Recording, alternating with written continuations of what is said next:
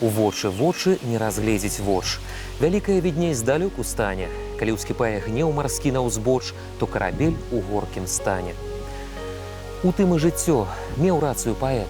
Падагульняць лягчэй у рэтраспектыве, узняцца над быццём і паглядзець на свет, на чалавечы след у ім. Аб дзіўным дзіве вы помніце? Вы ўсё, вядома, помніце. Дядька мой, пан Завальня, досыць заможны шляхціч на загродзе, жыў у паўночным і дзікім баку Беларусі. Ён меў прыроджаную душу паэта і хоць сам не пісаў ні прозай, ні вершам, але кожную ноч ён засынаў не іначай, як слухаючы чарадзейныя гісторыі. Вялікае відней здалёку стане. І я не пра песняра бяру з Ясеніна, якому належаць тыя словы, і нават не пра Барадуліна, што ўвасобіў іх па-беларуску. Я звяртаюся да памяці народнай, а праз яе да асобы чалавека, якога не так і даўно вярнулі з забыцця. Аб тым, што ён стварыў, і сёння, а дакладней асабліва сёння, з захапленнем кажуць. Фантастыка. З ліста Владзіміра Караткевіча да Янкі Брыля за 1964 год. Ці не час рэабілітаваць Яна Баршэўскага? Дзівосны пісьменнік, стыліст, Беларусь пяшчотна любіць. Дыялогі па-беларуску, стыль, побыт, фантазія, народны характар – усе чыста беларускія. А што, калі мы перагаворым з броўкам, ды шляхціца Завальню перакладзем араматным такім дабротным старым стылем? А як рассунуцца межы літаратуры? Янка, давай зробім. Добрую справу задумаў рамантык Караткевіч, але не атрымалася. Ні ў яго, ні ў Брыля. Карабель айчыннай літаратуры на той час быў не ў горшым стане, чым, скажам, у пару самога Баршэўскага. Але візітоўку ягоную, зборнік «Шляхціц Завальня» або «Беларусь у фантастычных апавяданнях» у перакладзе з польскай на беларускую мову цалкам апублікавалі толькі ў 1990-м. Бадай што самае свежае ў тыпаграфскім сэнсе слова фантастычныя гісторыі Баршэўскага у серыі «Мая беларуская кніга» выйшлі з друкарні ў 2015-м. Атрымліваецца, сёння іх можна знайсці як у бібліятэках, так і ў кнігарнях. Але гэта няпэўна. Пэўна іншае. Сёння чытачы і мастакі самых розных кшталтаў зноў і зноў звяртаюцца да творчасці айчыннага літаратара, якой больш за 170 гадоў. Звяртаюцца і ў пераважнай сваёй большасці, прычым нават навучэнцы, не расчароўваюцца. Вось дзе фантастыка. Дык чым жа на самой справе ўзяў публіку Ян Баршэўскі, які нарадзіўся, дарэчы, калі? Пры адсутнасці дакумента узятыя ўсе даты, там 90, 92, 94, 97. І вот паміж гэтымі 96. Паміж гэтымі 5 датамі вяліся спрэчкі, ну, як на мой погляд, устанаўлення даты нараджэння канчатковай, можа быць, якраз і не патрэбна было б. Таму што гэтая вось плытаніна з датамі, яна надае свой асаблівы арэол таямнічасці гэтай постаці. Вёска Мурагі на Расоншчыне, край свету для жыхароў сталіцы. Мікрамір па мерках сённяшняй Беларусі. Цяпер у тутэйшых хатах сезонна пануюць дашнікі, бо гады два, як апошні карэнны мурагоўскі жыхар пайшоў вітацца з панам Богам. І няма розніцы па чыіх, праваслаўных ці каталіцкіх абрадах, ці нават уніяцкіх, што магло бы стацца 2 стагоддзі таму. Ёсць стары кітайскі праклён, каб ты жыў у цікавыя часы. І Яну Баршэўскаму, відаць, надта пашанцавала, бо напрыканцы 18 стагоддзя пірог Рэчы Паспалітай дзялілі тройчы. Тады сённяшняя Расоншчына стала імперскай правінцыяй, і гэта пацягнула за сабой значныя змены ў грамадстве. Скажам, шматлікая беларуская шляхта вымушана ўзяла ўдзел у так званым шляхецкім разборы, калі сацыяльную прыступку вызначалі грошы і паперы аб высакародным паходжанні. Бацька Баршэўскага, відаць, не меў ні таго, ні іншага, нават калі фактычна шляхцічым з'яўляўся. Вядома ж, без пісулькі ты казюлька, і пахавальны запіс самога Яна пра тое сведчыць. Аднак інтрыгуе факт, што ў мурагоўскіх ваколіцах жылі як шляхцічы баршэўскія, так і папы-уніяты з тым жа прозвішчам. Ці былі яны сваякамі, пытанне без адказу. Але бацькам першага беларускага фантаста даследчыкі часцей называюць небагатага уніяцкага святара з мясцовай царквы. Глядзіце, засцянковая шляхта, з імі мяшчане і сяляне, на хвілінку гэта 75% насельніцтва падтрымлівалі унію. Кампраміснае, так бы мовіць, веравызнанне. А вось заможныя шляхцічы былі ў большасці сваёй рымакатолікі і хутка паланізаваліся. Тое, аднак, зразумела, бо і справаводства і адукацыя вяліся на польскай мове і латыні. Ці падаецца вам цяпер дзіўным, што свой галоўны твор Ян Баршэўскі напісаў не па-беларуску? Але гэта быў і хітры тактычны крок. Баршэўскі агаворку гэту зрабіў, он напісаў, што, можа, не ўсе ведаюць беларускую мову, таму я гэтыя свае простыя апавяданні апісваю на мове польскай. Ну, значыць, задача пашырыць кола чытачоў. Ну, і тым больш, калі ўзяць назву «Беларусь у фантастычных апавяданнях». Беларусь, бясспрэчна, ключавое слово. Беларусь, як і іншыя народы, памятае яшчэ некаторых сваіх міфалагічных башкоў. Лясны бог, пан дзікіх пустэчаў. Каб чалавечы зрок не мог яго угледзець, ён пад размаітымі выглядамі хаваецца ў сваіх уладаннях. Мінаючы лугі, так змяншаецца, што яго нельга ўбачыць у густой траве. Ідучы праз пушчы, раўняецца з самымі высокімі хваінамі. Тыповы романтык Ян Баршчэўскі. І гэта, уласна кажучы, агульны напрамак у еўрапейскай літаратуры пачатку 19 стагоддзя. Міфалогіяй цікавіліся і класіцысты, толькі абапіраліся пераважна на антычную спадчыну.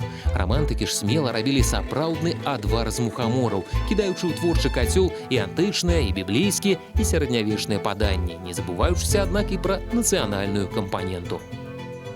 Самае цікавае, безумоўна, навелы тыя, дзе дзейнічаюць нейкія міфалагічныя істоты і неяк выяўляецца вось гэты светапогляд наш язычніцкі, беларускі. І это робіць якраз твор менавіта беларускім, нягледзячы на тое, што пісаў ён па-польску. Патрэбны герой народу, як і герою народ. Дык вось, героі ў рамантычных творах таксама дзейнічалі асаблівыя. Гэткія бледныя юнакі з палымнеючымі вачыма. Лёс іх апынуцца ў выключных абставінах і мужна ўступіць у барацьбу супярэчнасці, у усялякім разе унутрана. А там як пашанцуе, наколькі ядавітым будзе адвар і моцным страўнік. Канон. Але ж ці нагадвае вам апісаны вобраз такога блізкага і зразумелага пана Завальню? Ні ў якім разе. Што важна. Шляхціц Завальня, што жыве в сваім маленькім свеце. Яго ўсё задавальняе. Шчасцем для чалавека з'яўляецца мець нейкі прытулак дзяцей і іх гадаваць. І от атрымліваецца романтычны па эстэтыцы твор, а мае такого неромантычнага героя ў сабе. І ў гэта неромантычнага героя самае романтычнае это тое, што у яго ёсць эстэтычныя запатрабаванні, які ён хоча задавальняць. Вот мне здаецца, шляхціц Завальня у значнай ступені з'яўляецца узорам беларускай ментальнасці. Узорным жыццё самога Яна Баршэўскага наўрад ці назавеш. З другога боку, як і ва ўсіх, яно падпарадкоўвалася абставінам, якія і прывялі хлопца не пад царкоўны купал бацькоўскім шляхам, а пад купал акадэмічны. На тыя часы пытанне адукацыі мясцовага насельніцтва, што зноў жа спрыяла яго паланізацыі, паспяхова вырашалі шматлікія каталіцкія манаскія ордэны. Дамініканцаў, бернардзінцаў, піяраў, кармелітаў, але найперш езуітаў. Сённяшнім шкалярам з Расоншчыны гісторыі пра быццё полацкага і езуіцкага калегіума начытваюць у гарбачэўскай бібліятэцы. І гучаць тыя гісторыі не меней фантастычна, чымсьці байкі шляхціца Завальні. Тут вучылі не толькі добра, але і задарма.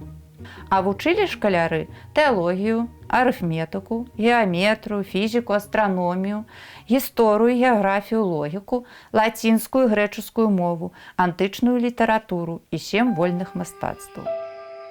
Вось чаму рыфмаваць Ян Баршэўскі пачаў адразу і па-лацінску, і па-польску, і па-беларуску. Ну а каталізатарам працэсу стала нейкая панна Максімавічанка, ад якой адно толькі ў гісторыі засталося, што верш Баршэўскага «Дзеванька» за 1809 год, які ператварыўся ў народную песню. З артыкула «Старашляхоцкія рамантыкі» ў гісторыі беларускай літаратуры Максіма Гарэцкага. Вялікае пашырэнне яго твораў, меўшае немалое ідэйнае значэнне для сучаснікаў і несвядома рабіўшых беларускую работу, таксама сведчыць хоць бы аб часовых вартасцях яго творчасці. А творы Баршэўскага, як пішуць польскія крытыкі, разыходзіліся па ўсіх руках. Дзеці ўмелі іх на памяць, а нянькі пяялі іх пры люльках. Ад песні Баршэўскі перайшоў да апавядання пра тое, што яго найбольш займала. Для гэтага трэба было азірнуцца і прыслухацца. І тады у шэпце навакольных лясоў і галасоў, што дрыжаць уначы, як святло самотнага ліхтара, незвычайнае паўставала з забыцця. Паказаць незвычайнае і зацікавіць ім агульнаеўрапейская тэндэнцыя тае пары. І Беларусь у фантастычных апавяданнях не выпадала з культурнага кантэксту. Я спрабаваў у свой час разабрацца, адкуль карані вось гэтай фантастыкі ці фантазіі гэтага аўтара. Адзін з іх — это натуральна народная фантастыка. Ёсць. Гэта адмаўляць немагчыма. Другі — гэта, конечно, сусветная культура. Бясспрэчна. І трэці — гэта ўплыў, я б сказаў бы, езуіцкай ідэалогіі. Яны спрабавалі распаўсюджваць такія страшныя карціны пакутаў у пекле таго, што чакае людзей, якія не прытрымліваюцца хрысціянскіх жыццёвых канонаў. Мне здаецца, што традыцыі вось гэтых такіх пачварных апавяданняў яны ў тым ліку знайшлі адбітак і у творчасці Яна Баршчэўскага. Але тады ж карысталася попытам думка, што беларуская літаратура — гэта менавіта літаратура беларускамоўная. Мо таму сярод суайчыннікаў сучаснікаў твор Баршэўскага бестселерам не зрабіўся. Зрэшты, аўтар і публіцы яго прапанаваў па-за межамі родных мясцін. І сталася гэта тады, калі не тое, што езуіцкі калегіум, мары пра Віленскі універсітэт апынуліся ў мінулым. У снежні 1812-го полацкі калегіум ператварыўся ў акадэмію з універсітэцкім статусам. Аднак да заканчэння яе студэнту факультэта вольных навук Яну яшчэ трэба было разам са сваякамі і аднавяскоўцамі адсядзецца ў кустах на беразе Дрысы, пакуль напалеонаўскія салдаты не здадуць пазіцыі ў баі пры Клясціцах. Затым захопнікі пойдуць гаспадарыць у навакольных вёсках і нават спакусіць на тое мясцовых мужикоў. Для апошніх лёгкі хлеб абыдзецца надта дорага. Гісторыя ж гэта застанецца ў памяці дзякуючы спадару Баршэўскаму. Знакаміты твор Баршэўскага «Рабункі мужикоў» праз 1,5 дзесяцігоддзі перапіша ў сшытак беларускі паэт-вундэркінд Паўлюк Багрым. Знаёмства з творчасцю калегі па цэху ці ва ўсялякім разе ў тым ліку яно спародзіць у Паўлюка бязлітасна адчайныя радкі, якія увойдуць у гісторыю Белліта. У паншчыну б не пагналі, у рэкруты б не забралі і гэтак далей. І як магчымы, але і фактычна немагчымы паратунак радкі. У ваўкалака абярнуся. Вояк. Але не стаць было Паўлюку маркам, пра якога распавядаў пан Завальня. У адной мясцовасці, недалёка ад горада Невеля, жыў селянін. Зваўся ён Марка. Дзіўнае было ягонае жыццё. Ніколі не бачылі яго вясёлым, заўсёды маркоціўся, быў неспакойны, быццам штосьці страціў. Сёй той пытаўся яго, чаму ён такі, і заўсёды Марка адказваў: «Шмат я пакутаваў. Нішто мяне ўжо на свеце не займае. Памёр я для свету». Можно сказать, что ваўкалацтва как раз центральная тема белорусской мифологии. Именно это белорусская. Еще Геродот, памятаете, писал про неўраў, наших продков, якія могуць раз на год ператварацца ў ваўкоў. Але што тут цікава? Сапраўды ёсць такая хвароба — лікантропія. Вось навела «Ваўкалак». Там незразумела, ці герой Марка хворы на лікантропію, ці сапраўды адбылося пераўтварэнне. Ці гэтае пераўтварэнне перш за ўсё плён узбуджанага розуму аўтара, што часам жыў у бадлераўскім штучным раі? Адказаць на гэтае пытанне мы не зможам. Таму даверымся традыцыі, якая называе ваўкалакаў, цмокаў, вужыных дачок і гэтак далей міфалагічнымі істотамі.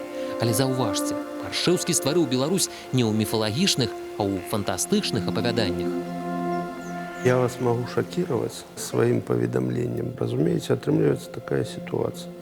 Вот эта вся белорусская мифология, сённяшняя, она вся была створена в середине 19 стагоддзя. И стваралась она рознымі спадарамі, у тым ліку таким Павлом Шпілеўскім. І от Павел Шпілеўскі сыходзіў з таго, што старажытна-грэчаская рымская міфалогія, і у нас павінны быць абавязкова нейкія тоесныя персанажы. І паміж намі кажучы, гэтых міфалагічных істот Павел Шпілеўскі навыдумляў велізарную колькасць. Але вы разумееце, мы дайшлі да перыяду постмадэрнізму. Постмадэрнізм – это гульня. І аказалася, вся эта міфалогія прыдуманая аказалася цяпер запатрабаванай. З кнігі філосафа Алексея Лосева «Дыялектыка міфа». Так заўсёды і бывае, што даказальнае і вывадное грунтуецца на недаказальным і самавідавочным. І міфалогія толькі тады і ёсць міфалогія, калі яна не даказваецца, не можа даказвацца, ды і не павінна. Гэтая думка, што міфалогію придумалі, абсолютно немагчымая. Ну, не можа існаваць народ і не аналізаваць тое, што адбываецца вакол яго, але праўда ў фантастычнай форме. Вот это и есть в итоге мифологии. Это заўсёды вот у гушчы народа жыве. Потому что есть и такая теория, что сапраўды наши продки, якія покинули страшно много быличек, скажем, про лесунов, русалок и так далее, сапраўды сустракаліся с такими истотами. Але гэта были истоты іншых вымярэнняў. Это самая сучасная теория. Ісціна зразумела дзесьці побач. Але не будзем губляць час у пошуках сакрэтных матэрыялаў. Звернемся да нямецкай міфалогіі, якую даследавалі браты лінгвісты Грым, у прыватнасці Якаб. У працы сваёй, што ўбачыла свет у 1835-м, ён параўнаў германскія і славянскія міфы. А калі здолеў гэта зрабіць, значыць, добра ведаў пытанне. Пэўна, няма ў славян паданняў там пра эльфаў ці гномаў, затое ёсць пра волатаў. Аднак адкуль мы гэта ведаем? Усё элементарна. З казак. Тых самых казак, што вясковыя бабулькі распавядалі і маленькаму Яну Баршчэўскаму, і якія Ян дарослы сам прасіў паўтарыць. Але заўважце, калі братоў Грым сучаснікі ведаюць перш-наперш як аўтараў брэменскіх музыкаў ці чырвонага каптурка, то аўтар шляхціча Завальні ў гэтым сэнсе немцаў перамагчы не здолеў. Адназначна можна сказаць, што яго твор нельга ўспрымаць як зборнік народных апавяданняў ці казак, ні ў якім выпадку. Конечно, выключную ролю у асэнсаванні Баршчэўска мела даследаванне Наума Перкіна, тому што ён адным з першых выразна размежаваў пласты, якія знаходзяцца адлюстравання ў шляхціцы Завальні Яна Баршчэўска. Это реалистичный план побыта. Затем вот это фантастичный пласт. И третий пласт – это лиричный. То есть это роздумы автора про свой лёс, про лёс краю и так далее. І гэта без уліку патрыятычнага пафасу шляхціца Завальні. Таго шчырага пафасу, які сёння нам нават патрэбны.